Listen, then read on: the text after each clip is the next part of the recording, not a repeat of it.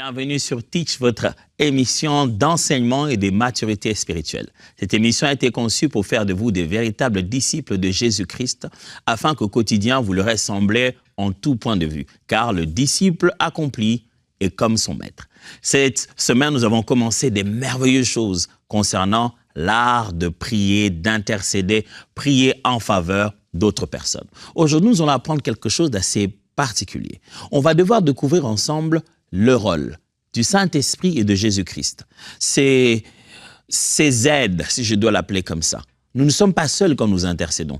Comment Christ nous apporte son apport et comment le Saint-Esprit nous fortifie dans cette affaire, afin qu'en tant qu'intercesseur, vous ayez tous les arguments nécessaires qui garantissent votre exaucement. Alors, let's teach. Grandissons ensemble.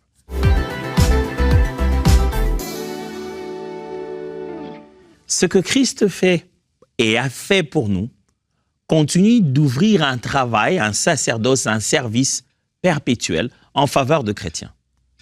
Le fait que le Saint-Esprit est venu dans nos vies nous permet d'être aussi des meilleurs intercesseurs. Oui, je voudrais parler de tout ça, mais je suis sûr que vous êtes en train de vous dire quelque chose un peu différent aujourd'hui à l'émission. Il y a quelque chose qui a changé. Oui, certainement. Deux, trois petites choses ont changé dans ce décor, certainement. Pas grand-chose, mais juste deux ou trois petites choses, justement. On est des êtres humains et les quelques modifications, ça fait du bien, n'est-ce pas? Et n'hésitez pas de nous faire parvenir, certainement, ce que vous pensez être meilleur encore pour que ça soit fait, pourquoi pas. Et vous savez, bientôt, vous allez avoir des nouvelles, d'autres choses vont certainement arriver, des applications, tout ce qui est possible pour vous permettre de mieux devenir de véritables disciples de Jésus-Christ. Alors, retournons dans notre sujet. On parlait d'intercession et du support que Jésus-Christ et le Saint-Esprit nous apportent dans ce processus.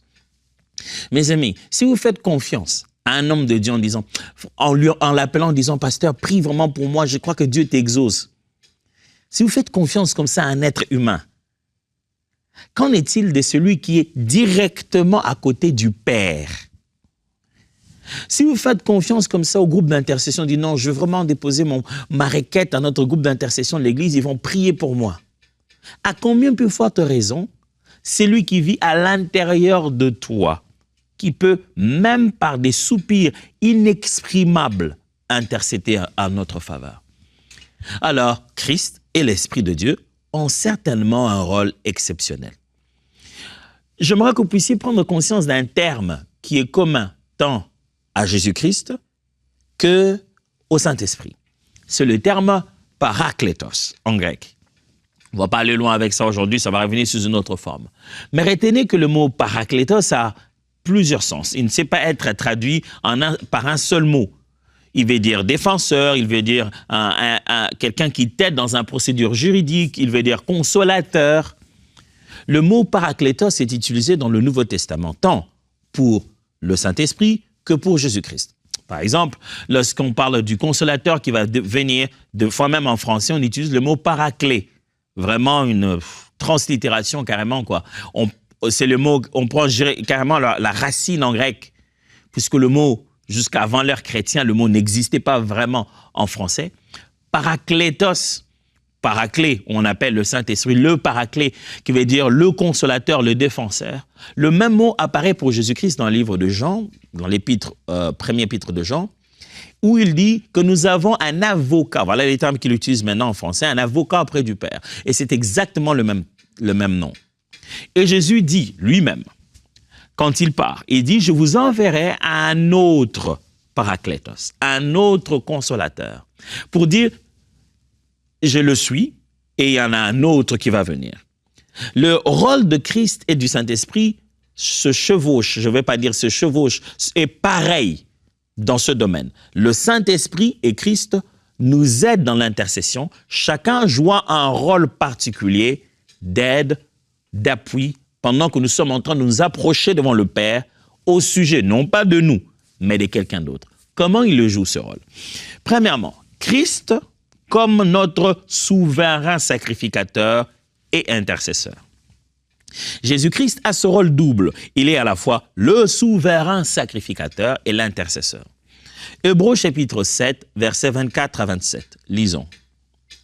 Mais lui, parce qu'il demeure éternellement, possède un sacerdoce qui n'est pas transmissible. C'est aussi pour cela qu'il peut sauver parfaitement ceux qui s'approchent de Dieu par lui, étant toujours vivant pour intercéder en leur faveur. Il nous convenait en effet d'avoir un souverain sacrificateur comme lui, saint, innocent, sans tache, séparé des pécheurs et plus élevé que les cieux, qui n'a pas besoin, comme les souverains sacrificateurs, d'offrir chaque jour des sacrifices, d'abord pour ses propres péchés, ensuite pour ceux du peuple. Car ceci, il ne l'a fait une fois. Il l'a fait une fois pour toutes en s'offrant lui-même.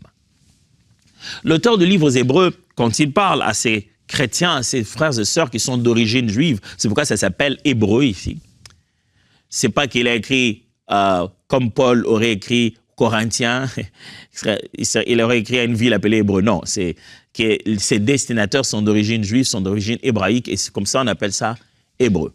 L'auteur, quand il parle, on sait qu'il parle aux gens qui ont une connaissance assez vaste de l'Ancien Testament, qui sont plus exposés à ce que nous appelons l'Ancien Testament, donc le Tanakh.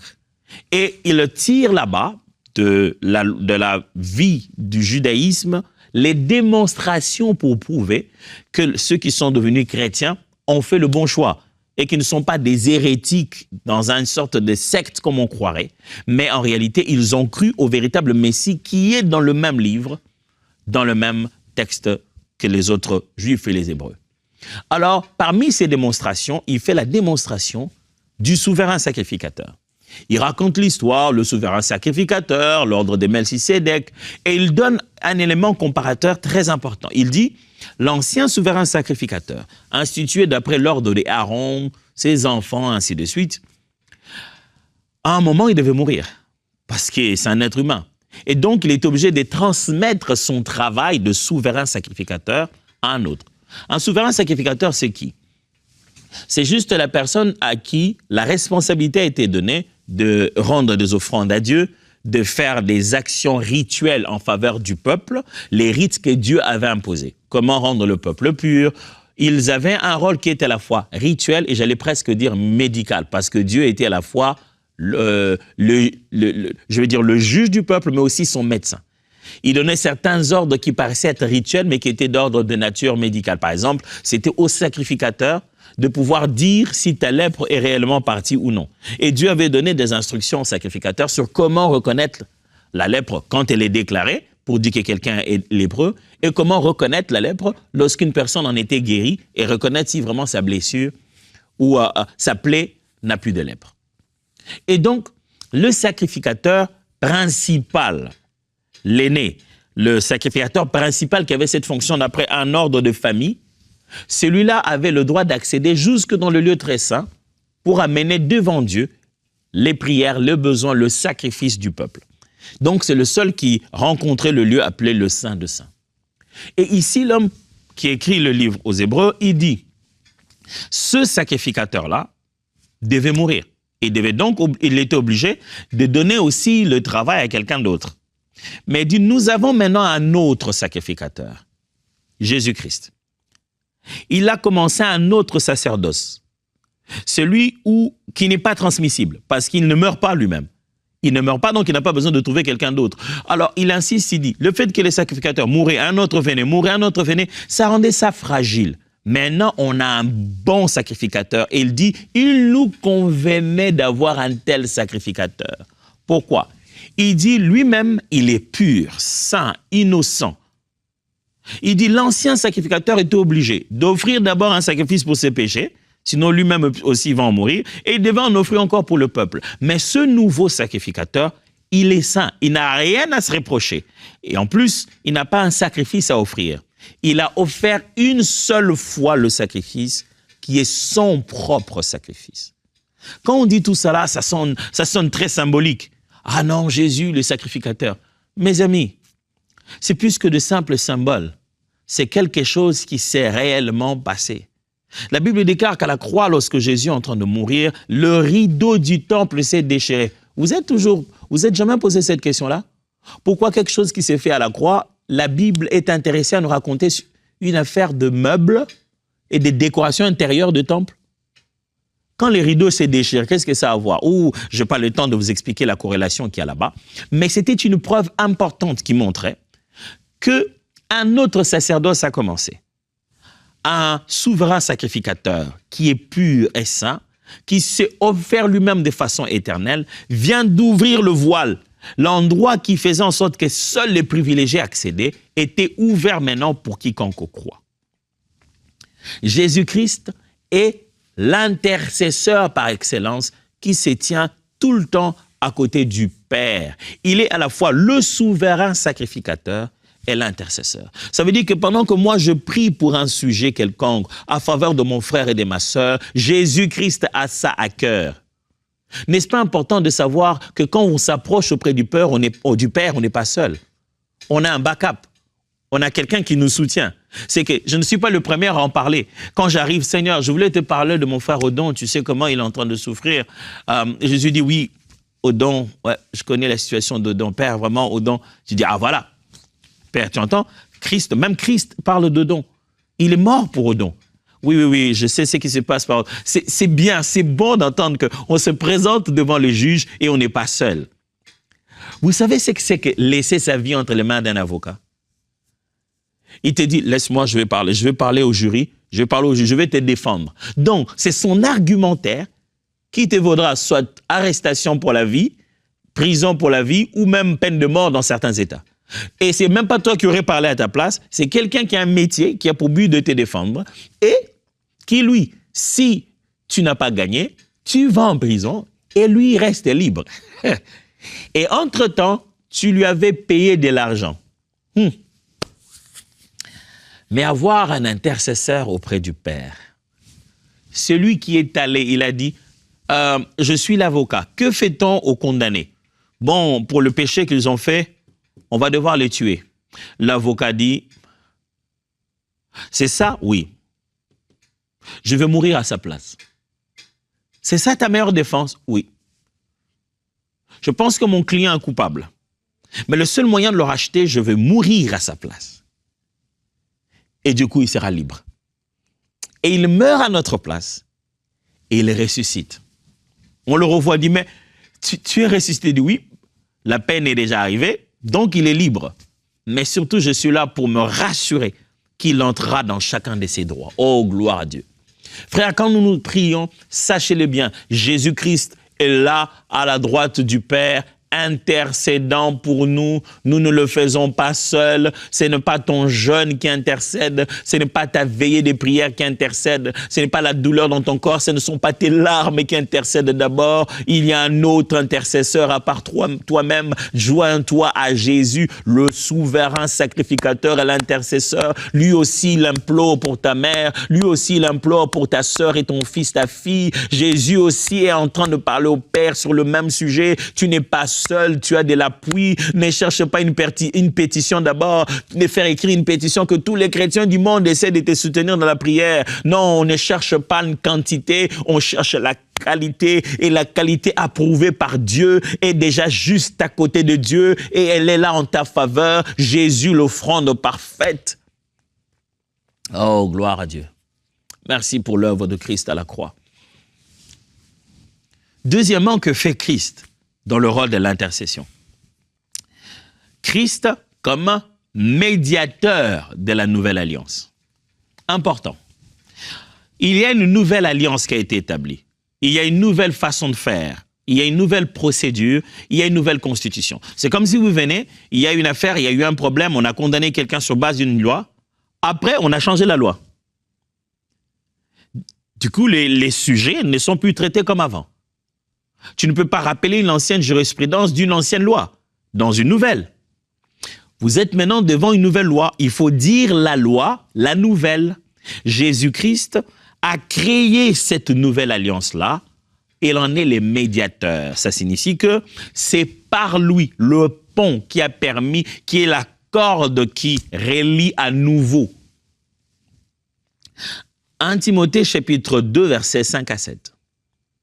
En effet, il n'y a qu'un seul Dieu, et de même aussi un seul médiateur entre Dieu et les hommes, Jésus-Christ.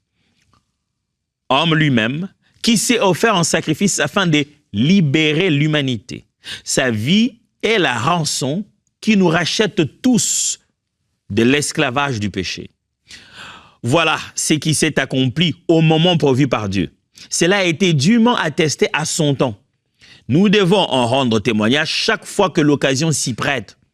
C'est pour publier ce message que j'ai été institué prédicateur et apôtre. C'est là un fait certain. Je ne mens pas. Ma mission particulière est d'instruire les non-juifs et de les amener à la foi et à la connaissance de la vérité. Paul résume son message. Il dit tout mon message où je vais prêcher aux non-juifs et que je suis devenu prédicateur et apôtre, c'est pour un seul but. Je vais montrer à tout le monde que il n'y a qu'un seul Dieu et il n'y a qu'un seul médiateur, Christ. Frères et sœurs, si vous voulez toucher le Père, le médiateur dans cette rencontre-là, c'est Christ.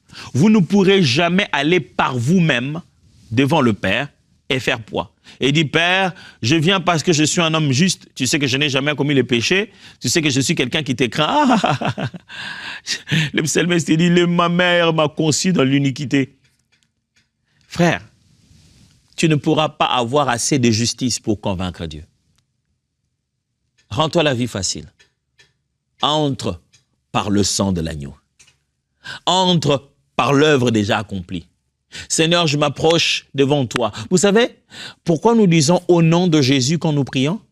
C'est comme ça, en fait. C'est pour ça. Quand je dis au nom de Jésus, ça ne veut pas dire que j'utilise juste le nom de Jésus. Non, ça veut dire en faveur, à cause, par délégation de Jésus. Je ne viens pas en mon nom. J'ai été recommandé. Oh, gloire à Dieu. J'ai été recommandé. Vous savez, dans ma vie, plusieurs fois, il m'est arrivé d'avoir des gens qui m'appellent ou qui me demandent un service parce qu'ils m'ont déjà vu être près d'une personne d'un certain rang de dignité ou que je fréquente ou que cette personne fréquente mon espace. Et j'ai eu des demandes comme ça où quelqu'un me dit « Ah, mais je te vois, toi, tu dois certainement être proche de l'autre. » Je dis « Mais écoute, c'est pas la nature de notre relation et je n'ai même pas ça, ce degré de proximité. » Vous savez ce qui se passe là? Tout le monde sait que je peux l'atteindre lui. Et lui, puisqu'il a des entrées là-bas, il va faire entrer mon dossier. Vous savez, vous voyez comment ça fonctionne? C'est comme ça qu'on réfléchit. Et c'est vrai. Ne te rends pas la tâche difficile. Jésus a une entrée sûre au Père. Fais-les par Jésus. L'intercesseur qui t'assurera. N'oubliez pas, l'intercession, c'est user de l'intimité de sa relation pour en faire bénéficier quelqu'un d'autre. Il n'y a pas une relation aussi parfaite que celle de Christ et le Père. Et cette relation parfaite, jouis de cette relation. Cette relation te donne des droits. Tu dis, Christ, tu m'avais dit que tu m'aimes. Tu m'aimes tellement que tu es venu mourir à la croix pour moi. Dis-le au Père. Et c'est pourquoi Jésus nous le dit. Il dit, toute chose que vous demanderez en mon nom, croyez que vous l'avez reçu.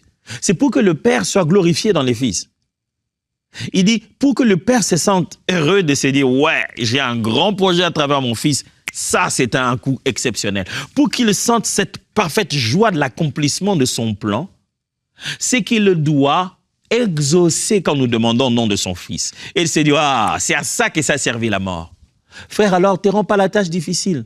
Ne t'approche pas par le jeûne. Ne t'approche pas par la veillée. Ces exercices spirituels sont fantastiques, mais ce ne sont pas elles qui garantissent ton intercession. Dieu n'exaucera pas pour ton enfant parce que tu as tellement jeûné que tu ne dis plus rien, mais parce que tu viens dans la foi en Jésus. Parce que tu prends au sérieux les sacrifices de la croix. Si je dis deux choses au sujet de l'apport de Christ dans l'intercession, je vais en dire deux aussi au sujet de l'apport du Saint-Esprit dans l'intercession. Premièrement, ou le point 3, le Saint-Esprit nous aide dans notre faiblesse. Vous avez déjà entendu ça, n'est-ce pas? Je vais relire Romains chapitre 8, versets 26 à 27, dans la version Parole vivante. Ce même esprit qui nourrit notre espérance nous soutient. Il nous prend en charge avec nos faiblesses et nous aide dans nos limitations présentes. Il vient à notre secours quand nous prions. Vous entendez ça? De nous-mêmes, nous ne connaissons guère nos droits et nos devoirs. Ouh, intéressant, j'aime bien ça. En nous approchant de Dieu, nous ne savons pas prier efficacement nous ne trouvons pas les paroles justes. Alors, l'Esprit lui-même intervient et plaide en notre faveur. C'est lui qui intercède en nous. Oh, wow! Je pensais que j'intercédais seulement. Non, il y a un intercesseur. Le Saint-Esprit intercède en nous, sans parole, dans ces soupirs qui montent du fond de nos cœurs. Ici, le texte montre que l'Esprit de Dieu fait l'œuvre d'intercession pour ta prière. C'est-à-dire, quand toi, tu commences à demander à Dieu des choses et que tu ne sais plus quoi dire, tu as besoin que quelqu'un d'autre fasse cette prière à ta place. Même pour tes propres besoins, l'Esprit de Dieu prend le relais. Il intercède en ta faveur. Combien peut forte raison quand tu entends intercéder pour quelqu'un d'autre. Le Saint-Esprit nous aide, la Bible dit, dans nos faiblesses. Les mots qui est là dans le grec signifient ceci. Nous ne savons pas comment prier. Nous ne savons pas la meilleure façon de pouvoir demander. Et le Saint-Esprit nous aide dans notre faiblesse. Les mots qui est là signifient le Saint-Esprit accompagne notre initiative de la prière. Le bon exemple, c'est comme si je vais porter cette table plutôt, et j'ai besoin d'aide. C'est-à-dire, je dis à quelqu'un, tiens, Philippe, tiens là-bas, on va porter ensemble. Il tient ensemble, on porte. C'est-à-dire, c'est moi qui vais porter. Et c'est lourd. Je ne saurais pas le porter seul. J'ai besoin de quelqu'un qui va m'aider à maintenir l'équilibre, à partager le poids. Et la Bible dit, nous ne savons pas comment il convient de déplacer cette table. Le Saint-Esprit tient de l'autre côté avec nous. Ah, gloire à Dieu. Tu n'intercèdes pas seul. Le Saint-Esprit tient de l'autre côté avec toi. Alléluia. Il tient du côté que tu ne comprends pas. Il tient du côté des informations que tu n'as pas. Il tient du côté du conflit d'intérêts que tu n'as pas vu. Deux fois, les gens nous donnent un sujet de prière, mais ils ont masqué la vérité. Tu ne fais que prier avec innocence. Il tient du côté de l'omniscience, de la partie de l'affaire que toi, tu ne maîtrises pas. Tu ne connais même pas les noms de personnes pour qui tu es en train de prier. Je ne sais pas si ça vous est déjà arrivé. Moi, j'ai appris ça à travers mes aînés dans la foi et ça m'a beaucoup aidé. Je ne sais pas si ça vous est déjà arrivé de vouloir prier pour quelqu'un et vous avez oublié son nom. Ça vous est déjà arrivé, ça? Donc, vous êtes en train de prier, Seigneur, je voudrais prier pour le frère. Vous le voyez, mais vous n'avez plus son nom. Ah, Seigneur, le frère, comment il s'appelle déjà? Et vous ne savez pas quoi dire. J'ai prié, mais... Un jour, j'étais avec un de mes aînés. D'ailleurs, le 2, j'ai déjà entendu le faire dans la foi. Paix à son âme, papa Alain Moloto. C'est la première fois que je l'avais entendu lui le faire. On priait, et il a élevé la voix, on devait prier, intercéder pour quelqu'un. Et il a commencé à prier. Il dit, Père, je te prie pour le frère que tu vois dans mon esprit. Je prie, Seigneur, ce frère dont je ne me souviens plus le nom. Il a continué sa prière. Aisément. Je me suis dit, hey, mais tu ne veux pas dire à Dieu le nom. Et c'est là que j'ai dit, attends. Oh, il a raison. Il connaît les soupirs de nos cœurs. Il sait de qui on parle. Frère, intercéder, ce n'est pas informer Dieu des faits. Dieu n'est pas là en train de dire, qu'est-ce qui s'est passé? Oh, c'est vrai. Oh non, il sait de quoi tu parles. Et même quand tu as oublié le nom de quelqu'un, il sait de qui tu es en train de parler. Et imagine maintenant le Saint-Esprit en train de prendre ce sujet qu'il sait dans ton âme, que tu ne sais pas articuler. Il prie avec toi. Sache-le que quand tu intercèdes, tu n'es pas seul. Si tu te demandes, est-ce que quelqu'un ne peut pas prier avec moi à minuit? Je vous ai demandé de prier pour moi, de prier avec moi. Tout le monde est en train de dormir. Chacun ne pense qu'à ses propres besoins. Si tu n'as personne pour prier avec toi, sache que tu en as au moins déjà 2 qui se tiennent, qui avancent avec toi. Quand tu marches vers le Père, imagine-le comme ça. Tu marches vers le Père et il y en a 2 qui avancent vers toi, qui sont avec toi. Il y en a un qui vient avec toi, il y en a un autre qui t'attend déjà à côté du Père. Et je te parle de celui qui avance avec toi, le Saint-Esprit. Il t'aide dans tes faiblesses quand tu ne sais pas comment prier. Et enfin, 4, que fait l'Esprit? Le Saint-Esprit intercède selon la volonté de Dieu. N'est-ce pas intéressant d'apprendre ça? L'une des choses qui préoccupe beaucoup des chrétiens quand ils prient, c'est est-ce que je prie de la volonté de Dieu? Autant mieux savoir ce que Dieu veut, comme ça je ne vais même pas me battre avec lui, je ne vais même pas chercher des trucs et puis finalement je vais venir là-bas, ce n'était pas sa volonté. Et là, vous avez quelqu'un qui connaît la volonté de Dieu. et qui prie avec vous. Romains chapitre 8, verset 27. Et Dieu, qui lit dans les cœurs et il scrute les pensées les plus secrètes, comprend le langage de l'esprit. Je suis juste en train de lire la suite de ce texte que je venais de lire avec vous. Il connaît ses aspirations. Il sait discerner l'essence de ses soupirs, car l'Esprit intercède pour nous, son peuple, en harmonie avec sa volonté. Et Dieu lit dans les cœurs et il scrute les pensées les plus secrètes, comprend le langage de l'Esprit. On dit l'Esprit non seulement nous aide dans la prière, mais il a un langage, il a un jargon, il a une façon de parler que Dieu connaît directement. Très bien. Ils ont leur façon de se le dire entre eux. Ça vous est déjà, moi, ça m'est déjà arrivé d'arriver à un endroit ou d'être en mission et les autochtones m'appellent et on est en voyage ou quoi, on est à l'aéroport, on est à une frontière ou on est à un endroit ou bien je veux faire un achat. J'arrive et puis je veux prendre quelque chose. Je me rends compte que si je vais par moi-même, on va me faire souffrir comme un étranger. Et je vais voir la personne qui m'a appelé. Je dis, écoute mon frère, je dois bien avoir cette chose-là. Demande un peu pour moi, comment je peux obtenir? Et quand il va, même si c'est un pays où on parle peut-être une langue que j'aurais pu parler, français, anglais ou quoi, à ce moment-là, quand il va acheter à ma place ou demander le prix à ma place, il ne parle pas la langue officielle, il ne parle pas la langue connue de tous. Il va parler le patois, il va parler la langue locale. C'est quand il arrive, il se rend compte que non, mon cher, tu sentiras qu'il a changé de langage. Ils vont parler leur langage. C'est plus qu'une langue. Il va parler le jargon qui va faire en sorte qu'il va pas, il va le comprendre au-delà de mots. Et il sortira là-bas, là où j'ai failli payer beaucoup d'argent, il va en payer presque rien. C'est ce que la Bible est presque en train de dire ici. Il dit, le Père, Dieu connaît le langage de l'Esprit. Ils peuvent se parler entre eux quelque chose que ta bouche ne sait pas exprimer. Oh, gloire à Dieu. Quelle joie d'avoir le Saint-Esprit qui intercède directement dans la volonté de Dieu, qui sait ce que Dieu veut. Frère, quand nous prions pour nos familles, nous prions pour nos frères et sœurs, nous prions pour un parfait étranger qu'on ne connaît pas, quand nous décidons de fermer nos yeux, de prier, de monter un soupir vers Dieu, de chercher la face de Dieu en faveur de quelqu'un d'autre, sachez qu'on ne le fait pas seul. Alors, je ne te demande pas nécessairement d'entrer dans le groupe intercession de l'Église. Je te demande de prier en sachant que juste là, à côté du Père, il y a déjà un avocat. Et ici, de ce côté, il y en a un autre. Il y a une aide qui est en train de t'aider à parler selon la volonté de Dieu. Et c'est deux rôles dans la Bible. Que ce soit celui qui est à côté du juge, un avocat qui plaide à ta faveur, que ce soit celui qui est à tes côtés et qui t'aide dans ce processus. Ces deux rôles s'appellent dans la Bible parakletos. Alors demain, on va encore creuser en profondeur. Aujourd'hui, donnez-vous un devoir. Priez pour quelqu'un avec l'appui du Saint-Esprit. Dieu vous bénisse et à demain.